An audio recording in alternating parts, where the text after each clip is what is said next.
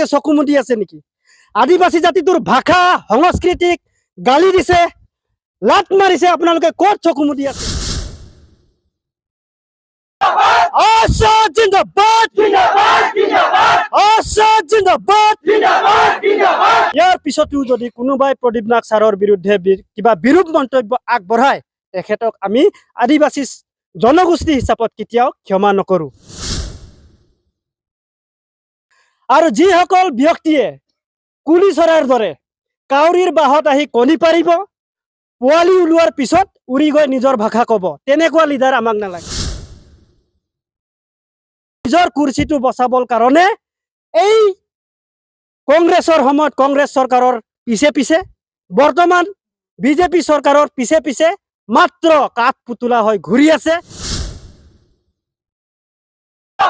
আজাদ জিন্দাবাদ, আজাদ জিন্দাবাদ।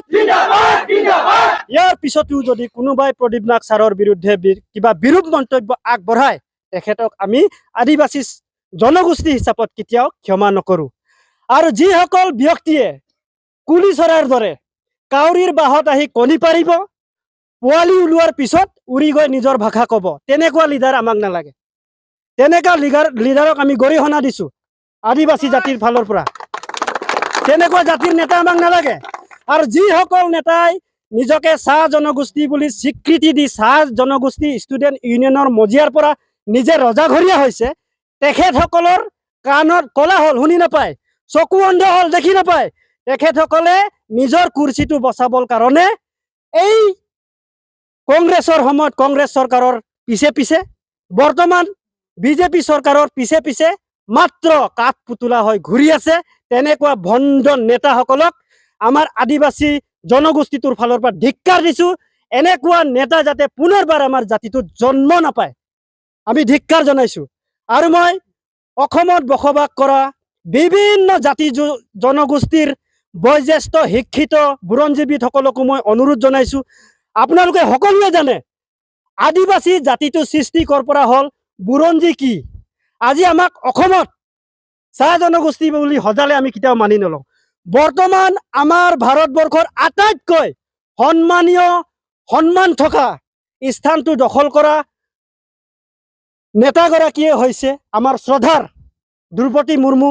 তেখেতে ৰাষ্ট্ৰপতিৰ দৰে এটা সন্মানীয় পদ অলংকৃত কৰিছে।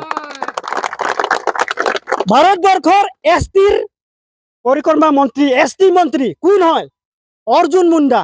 তেনেহলে এগৰাকী মুৰ্মু জাতিৰ ব্যক্তিয়ে এই দেশখনত ৰাষ্ট্ৰপতিৰ সন্মানীয় আসন দখল কৰিব, আৰু তেনেকুৱা মুৰ্মু উপাধিৰ এগৰাকী অসমত চাহ জনগোষ্ঠী বুলি আনে লেই চাই কৰিব। এই কথা কেতিয়াও সহ্য কৰা নহব। এগৰাকী মুণ্ডা ব্যক্তিয়ে ভাৰতবৰ্ষত এছটি দপ্তৰৰ মন্ত্ৰী সন্মানীয় এটা পদ পাইছে, আৰু তেনেকুৱা মুণ্ডাসকলক অসমত চাহ জনগোষ্ঠী যদি সজায়, সেই কথা কোনে মানিব? গতিকেলৈ ভাৰত চৰকাৰে নিজকে ডংকা বজাই কৈ থাকে, প্ৰধানমন্ত্ৰী শ্ৰদ্ধাৰ নৰেন্দ্ৰ মোদী ডাঙৰীয়াই কয় সবকা সাথ সবকা বিকাশ। আপুনি যদি সঁচাকৈ সবকা সাথ সবকা বিকাশ বিচাৰিছে, আমাৰ অসমৰ মুখ্যমন্ত্ৰী সন্মানীয় ডক্টৰ হিমন্ত বিশ্ব শৰ্মাই কয় আদিবাসীসকলক আমি ভাল পাওঁ, আদিবাসীসকলৰ উন্নতি আমি বিচাৰো। যদিহে মহাশয় আপোনালোকে উন্নতি বিচাৰিছে, অসমৰ বুৰঞ্জীবিদসকলকো মই অনুৰোধ কৰিছো, আদিবাসীৰ বুৰঞ্জীৰ কি আছে?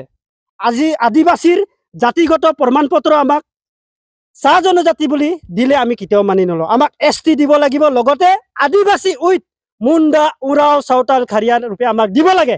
এয়া আজি এই মঞ্চৰ পৰা আমি দাবী জনাইছো। লগতে অসমৰ মুখ্যমন্ত্ৰী ডাঙৰীয়াক মই ক'ব বিচাৰো, তেখেতে কৈ থাকে আদিবাসীসকলক ডেভেলপমেণ্ট কাউন্সিল দিছো, আদিবাসীসকলৰ লগত শান্তি চুক্তি কৰিছো। যদিহে আদিবাসীসকলৰ লগত শান্তি চুক্তি কৰিছে, বৰ্তমান অসমত আদিবাসীসকলে ইমান অশান্ত হৈ আছে, কিয় মাত মতা নাই? সেয়া আপোনাৰ দায়িত্ব নহয় নেকি? আপোনাৰ চৰকাৰত বা আপোনাৰ অসমত বসবাস কৰা প্ৰতিটো জাতি জনগোষ্ঠীৰ যিকোনো সমস্যাৰ সমাধান কৰাৰ দায়িত্ব অসমৰ মুখ্যমন্ত্ৰী ডাঙৰীয়া, হয়নে নহয়?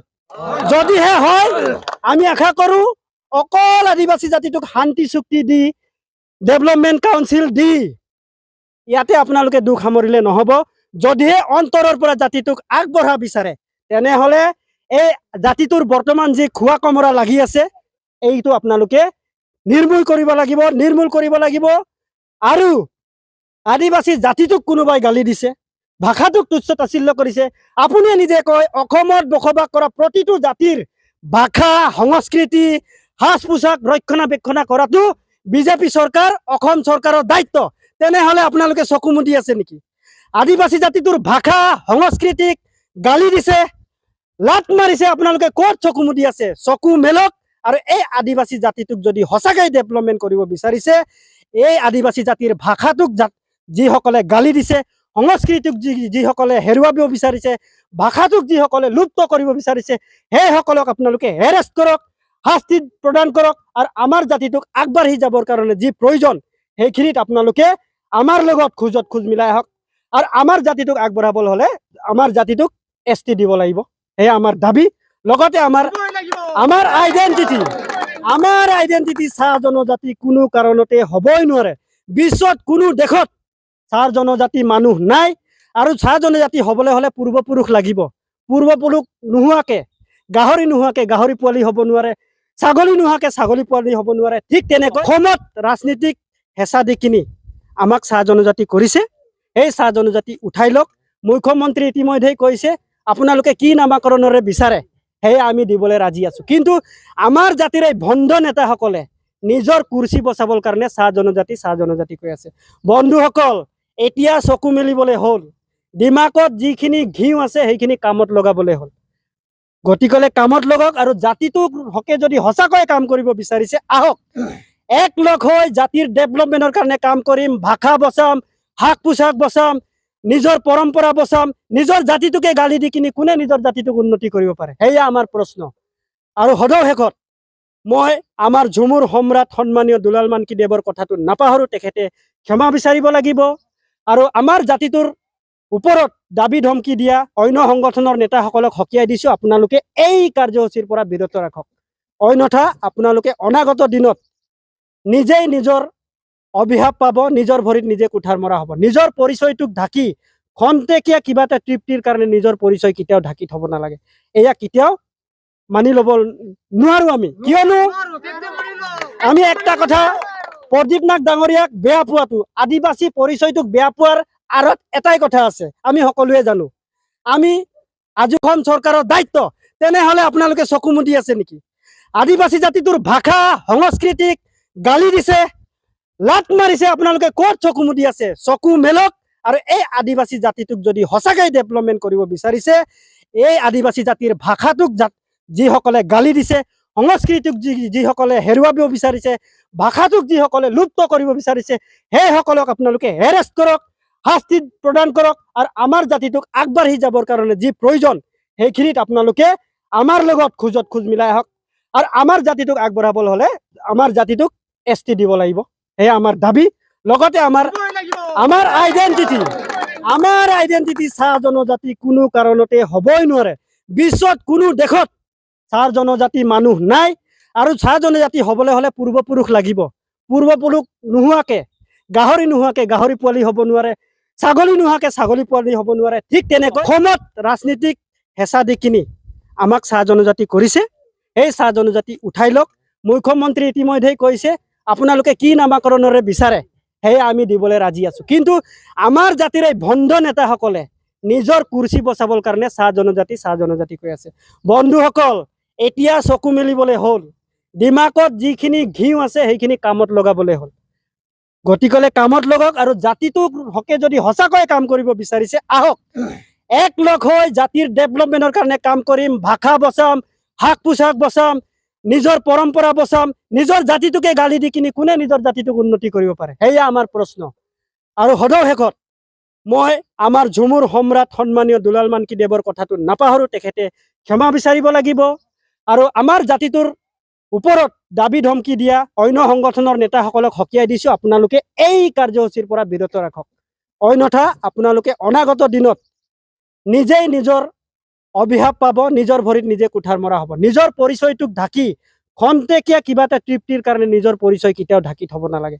এয়া কেতিয়াও মানি ল'ব নোৱাৰো আমি কিয়নো আমি একটা কথা প্ৰদীপ নাথ ডাঙৰীয়াক বেয়া পোৱাটো আদিবাসী পৰিচয়টোক বেয়া পোৱাৰ আঁৰত এটাই কথা আছে আমি সকলোৱে জানো আমি আজু ককা দিনত ককা দেউতাৰ মুখত শুনিছো বোলে ভাল কথা যোনে কয় মানুহৰ বেজাৰ গৰম ভাতত মেকুৰীৰ বেজাৰ আৰু প্ৰদীপ নাথ ছাৰে ভাল কথা কৈছে সঠিক কথা কৈছে জাতিটোৰ হকে মাত মাতিছে সেইকাৰণে এই ভণ্ড নেতাসকলে জাঙুৰ খাই উঠিছে আৰু মেকুৰীক যেনেকৈ গৰম ভাত দিলে মানে ভাতটো খাব নোৱাৰে ঠিক তেনেকৈ আদিবাসী পৰিচয়টো পালে নিজৰ সন্মানখিনি পালে এই ভণ্ড নেতাখিনিৰ যে পেট মৰিব সেইটোৰ ভয়ত সকলোৱে পেপুৱা লাগিছে চ মই সদৌ শেষত অসমত বসবাস কৰা বুদ্ধিজীৱীসকলকো মই অনুৰোধ কৰিম যিহেতু আমি ইজনে সিজনৰ সহায়ৰ অবিহনে যিকোনো কাম এটাত ছাকচেছ হ'ব নোৱাৰোঁ গতিকেলৈ এই আমাৰ জাতিটোৰ উঠি অহা এই উঠিব বিচৰা বা এই কিবা এটা সফলতাৰ চিৰিত আগবঢ়াব এই সময়খিনিত অন্তত সকলো দলে সংগঠনে সকলো বুদ্ধি মহলাই আহি আমাক পৰামৰ্শ দিয়ক আমাৰ খোজত খোজ মিলাই আগবাঢ়ি যোৱাত আমাক সহায় কৰক বুলি মই অসমবাসী সকলো জাতি জনগোষ্ঠীৰ জ্যেষ্ঠসকলক মই অনুৰোধ জনালোঁ বুদ্ধিজীৱীসকলক অনুৰোধ জনালোঁ ইয়াত আমি ভাতৃত্ববোধেৰে সকলো আমাৰ আদিবাসী জাতিটোক ন্যায্য প্ৰাপ্যৰ পৰা কোনো বাধা দিব নালাগে আমি কাৰোবাৰ বাপেকৰ ধন আজুৰিবলৈ যোৱা নাই আমাৰ নিজৰ প্ৰাপ্য অধিকাৰখিনি আমি আজুৰি আনিব বিচাৰিছোঁ যিহেতু আপোনালোকে সকলোৱে জানে ৱেষ্ট বেংগল সীমা শ্ৰীৰামপুৰ গেট সীমা শ্ৰীৰামপুৰ গেটৰ সিপাৰত পশ্চিমবংগত আমাৰ আদিবাসী ওৰাং মুণ্ডা চাওতাল খাৰিয়া ST আপোনালোকে ভাবি চাওকচোন এই শ্ৰীৰামপুৰ গেটৰ সিপালৰ আলুটো যদি অসমলৈ আহি যায় পিয়াজ হ'ব নেকি এটা বৃহৎ বৰ্তমানৰ প্ৰশ্ন আৰু সেই প্ৰশ্নৰ উত্তৰ অসমত বসবাস কৰা প্ৰতিটো অভিজ্ঞ ব্যক্তিসকলে জানে বুদ্ধিজীৱীসকলে জানে জনাৰ পিছতো কিয় নিমাত সেয়া এটা প্ৰশ্নৰ আৱৰ্তত সদৌ শেষত আদিবাসী ছাত্ৰ সন্থাৰ তৰফৰ পৰা সকলোকে সমিল মিলেৰে নিজৰ জাতিটোৰ উন্নতিৰ হকে কাম কৰিবৰ বাবে অনুৰোধ জনাই মোৰ ক'ব লগাখিনি ইমানতে সামৰণি মাৰিলোঁ ধন্যবাদ জহাৰ